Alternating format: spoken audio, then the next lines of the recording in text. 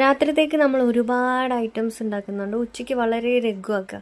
ഒരു തക്കാളി ചോറ് ഓൾറെഡി ഉണ്ട്. അപ്പോൾ നമ്മൾ തക്കാളി വാട്ടിയിട്ട് അതിലേക്ക് ചോറിടാൻ പോകാം കേട്ടോ.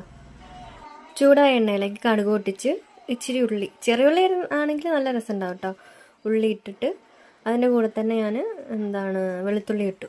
പിന്നെ ഇച്ചിരി പച്ചമുളകും കീറിയിടുക. അത് നല്ല വാടണം. ഇതെല്ലാം കൂടി വാടി വരുമ്പോൾ നല്ല പഴുത്ത 2 വലിയ തക്കാളി കേട്ടോ ഞാൻ എടുത്തത്. നിങ്ങൾ എടുക്കുന്ന ചോറിൻ്റെ അളവിനനുസരിച്ച് വേണം തക്കാളി എടുക്കാൻ. തക്കാളി ഇട്ട് തക്കാളി നന്നായി വെന്ത് കഴിയുമ്പോൾ ഉപ്പിടുക. ഉപ്പ്, മഞ്ഞൾപ്പൊടി, മുളക് പൊടി, ഈ 3 പൊടികൾ മാത്രമേ നമ്മളിതിന് ഉപയോഗിക്കുന്നുള്ളൂ കേട്ടോ.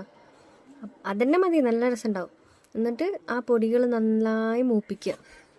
മൂപ്പിച്ച് കഴിയുമ്പോൾ അതിൻ്റെ മേലെ കൂടി ഇച്ചിരി കറിവേപ്പില ഇടും. അതെല്ലാം കൂടി ഇട്ടിട്ട് നമ്മൾ കുറച്ചേരം വഴറ്റി കൊടുക്കണം കേട്ടോ. ഈ വെളിച്ചെണ്ണ കൂടുതൽ ഉണ്ടാകുമ്പോൾ ചോറിന് നല്ല രസമാണ്. ഇതിന് നമ്മൾ ഇടുന്ന ഉപ്പ് കൂടാണ്ട് ചോറ് ഇട്ടതിന് ശേഷം ഉപ്പ് നോക്കണം കേട്ടോ.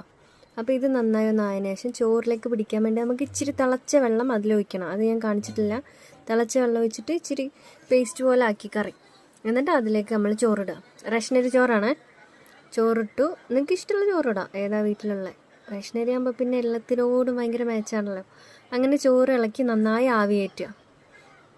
അതിന് ശേഷം വെറുതെ നിങ്ങളെ കാണിക്കാൻ വേണ്ടി മാത്രം പ്ലേറ്റ് ചെയ്യാം കേട്ടോ. ഞാൻ പപ്പടം മാത്രമേ കാച്ചുള്ളൂ.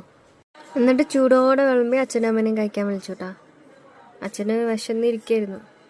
ഇഷ്ടപ്പെട്ടാലും ഇല്ലെങ്കിലും കഴിച്ചേ പറ്റൂ.